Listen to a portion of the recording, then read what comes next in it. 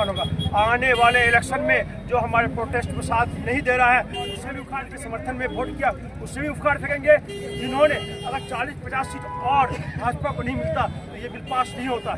जिन लोगों ने भी डायरेक्ट इनडायरेक्ट वे में भाजपा के एमपी जिताने की कोशिश किया था जिसके वजह से बिल पास हुआ है उन सब आप अपने प्लेटफॉर्म के माध्यम से जितने भी यहाँ पे हमारे मीडिया के साथी हैं सभी का मैं शुक्रिया अदा करना चाहता हूँ कि सभी लोग बोल रहे हैं, उठा रहे हैं और कहीं कहीं लोकतंत्र का चौथा स्तंभ अगर वो कहा जाता है और वो है तो वो पत्रकार साथी, इसलिए आप लोग बधाई देते हैं। देखिए साथी, सबसे पहली बात है कि जहाँ तक असर पड़ने की बात है, अररिया में ये पहला आंदोलन तो हम लोग है नहीं। इससे पहले हम लोगों ने भूख हड़ताल किया हफ्ता 10 दिन और भूख हड़ताल पे बहुत ज़्यादा डायलॉग चला अररिया विधायक और यहाँ पे चेयरमैन के बीच में। वो चलता रहा, डायलॉग डिस्कशन डिबेट होता रहा, आखिर वो रोड बना के नहीं था। भूख हड़ताल में बैठे हफ्ता 10 दिन गालियाँ सुने हर कुछ में, लेकिन रोड तो बना नहीं। सब लोगों का कि रेलवे स्टेशन रोड जा रहा है, असर तो पड़ा। उसके बाद आप देखिए, हम लोग जब नशा मुक्ति अभियान पूरे अररिया में चला रहे थे, आप सोचिए कि नशा मुक्ति अभियान में ठीक ठाक लोगों का कंट्रोल किया गया, वो चाहे प्रशासनिक एतबार से या सामाजिक रूप से किया गया।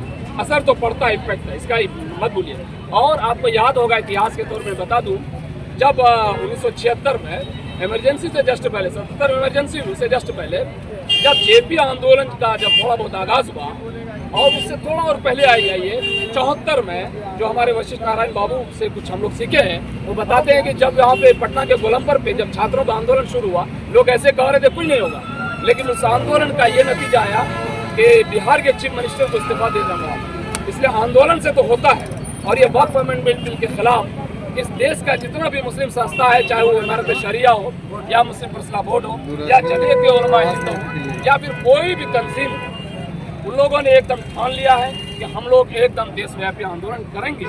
जहाँ तक मेरा सवाल है, सच में हमने पार्टी छोड़ करके जनता दल यूनाइटेड के बहुत बड़े पद पे थे और अररिया विधानसभा से इस बार प्रत्याशी के रूप में 4 पेज का डंडा माननीय मुख्यमंत्री श्री नीतीश कुमार जी के पास मेरा है, लेकिन कोई दो राय नहीं है कि हम जानते हैं जेएनयू से पढ़ के आगे पीएचडी करके किसी को यहाँ पे कुत्ता नहीं काटा के सड़कों पे घूमेगा।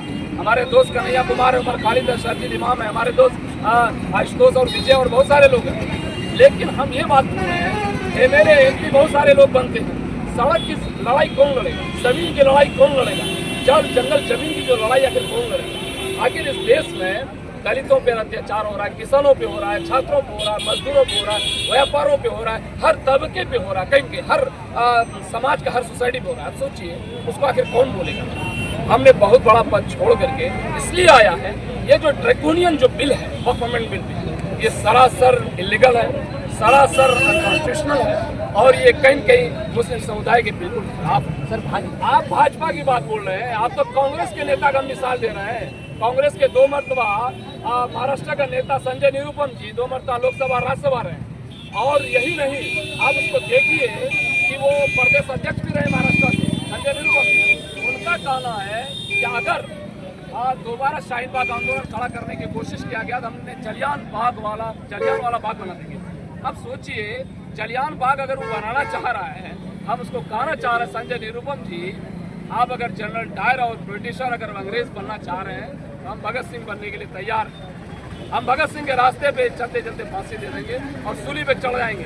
कितना बड़ा पद छोड़ करके आए सड़क का आंदोलन करने के लिए, लड़ने के लिए। और आपको कहीं कहीं आने वाला विधानसभा में इस बात पर मजबूर करेंगे, जैसा केरला और तमिलनाडु और बंगाल में हुआ कि विधानसभा से पारित करके इस बिल को कहीं कहीं खारिज किया गया। अब माननीय मुख्यमंत्री से हम लोग ये सवाल करते हैं और हम लोग उससे अपील करते हैं, आप इस बिल को दोबारा कंसिडर कीजिए, विधानसभा में ला करके इसको रिजेक्ट कीजिए, खारिज कीजिए, क्योंकि आपका एक बड़ा तबका पिछड़ रहा है। लेकिन कैसे होगा सर, वो तो तैयार ही नहीं हो रहे हैं। वो चाहे अगर हम नीतीश कुमार जी की बात करें या चिराग पासवान, वो तो कह रहे हैं कि भाई ये तो ठीक है। देखिए, वो तो बीजेपी और आरएसएस के माइंड के लोग उनको जो पढ़ा रहे हैं वो पढ़ रहे हैं, क्योंकि हर जगह प्रेमिकल माइंडेड और सोच होते हैं, तो वो जो पढ़ा रहे हैं वो पढ़ रहा है नीतीश कुमार। नहीं तो बड़े बड़े जितना भी आइडियोलॉजिकल थ्योरिस्ट हैं इस देश में, उनका ये साफ कहना ये नीतीश जी का फैसला नहीं है। नीतीश जी बहुत सेकुलर विचारधारा के लोग रहे, उनका ये फैसला नहीं हो सकता। उनको एक डाइवर्ट किया गया और वो डाइवर्जन का एक रिजल्ट है, और नहीं तो ऐसा नीतीश कुमार का कभी फैसला नहीं हो सकता। हम इस देश के नागरिक, हमारी बात मानी जानी चाहिए, क्योंकि हमने किसान आंदोलन किया, इस देश के अच्छे लोगों ने, उनकी बात सरकार ने मानी है। और उन्हें भी ये मानना होगा। ये जो मामला है, पहले जो मामला थी हमारी नागरिकता जाने की बात थी, अब हमारा जो मामला है ये हमारी इबादतगाह बचाने की ज़रूरत है। अब मामला ये लड़ाई जो है हिंदुस्तान बचाने की लड़ाई है। अब ये लड़ाई जो है यतीम खाना बचाने की लड़ाई है। तो हम कह रहे हैं जो हमारे बाप दादा ने यहाँ पे ज़मीन दान किया था, जो हमारे पूर्वजों ने दान किया था, उस ज़मीन पे इनका जो नियत है कि अपने बिजनेसमैन साथियों को बेच दे, वो हम होने नहीं देंगे।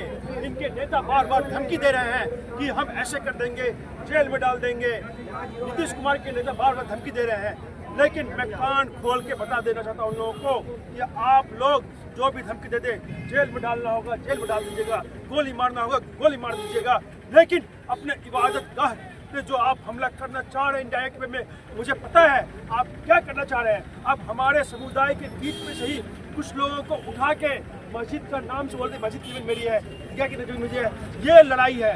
अगर हम लोग आज एकता नहीं हुए, ये हमें आपस में लड़ा के मारने का कोशिश कर रहे हैं। आज खुलेआम संसद से बात किया गया, पसमानंदा मुसलमान, ऊंचा मुसलमान, नीचा मुसलमान, जो कि कोई भी मुसलमान, हर आदमी मुसलमान मानता है या देश का नागरिक मानता है, कोई भी जाति नहीं मानता है। वैसे लोगों को और घेरने का काम किया जा रहा है। अगर अमित शाह और मोदी जी हमें ललकार रहे हैं तो हम उस ललकार पे यहाँ पे आए हैं। और मैं उनसे और प्रशासन से जो हमारे संवैधानिक अधिकार को रोकने की कोशिश कर रहे हैं, प्रेशर बना रहे हैं कि जुलूस न निकले, तो हम ये कहेंगे, हम गांधी को मानने वाले हैं, हम अपना अधिकार लेकर रहेंगे, हमें कोई रोक नहीं सकता। अगर चिराग पासवान की बात करें, ये कह रहे हैं कि भाई इस बिल में ऐसा कुछ नहीं है, बल्कि कुछ नेता हैं जो अपनी राजनीतिक रोटी सेकना चाहते हैं। साफ तौर पर उन्होंने ये कहा है। देखिए, जो बड़े नेता के जो बच्चे हैं ना, वो सच में दिमाग से पप्पू है पूरा। तो उन्हें जो आरएसएस समझा देता है वो समझ जाते हैं। आरएसएस कहता है बाबू ये बहुत ठीक है, बोल दो वोट मिल जाएगा, तो वैसे ही करके वो जाके वहाँ बोलते हैं। लेकिन उनको ये पता नहीं चल पा रहा है जब वो एनालिसिस करेंगे उन्हें कितना नुकसान होगा। आने वाले इलेक्शन में जो हमारे प्रोटेस्ट को साथ नहीं दे रहा है उसे भी उखाड़ फेंकेंगे, और जिन्होंने इस बिल के समर्थन में वोट किया उससे भी उखाड़ फेंकेंगे। जिन्होंने अगर 40-50 सीट और भाजपा को नहीं मिलता तो ये बिल पास नहीं होता। जिन लोगों ने भी डायरेक्ट इनडायरेक्ट वे में भाजपा के एमपी जिताने की कोशिश किया था, जिसके वजह से बिल पास हुआ है, उन सबको करारा जवाब दिया जाएगा। बहुत शुक्रिया।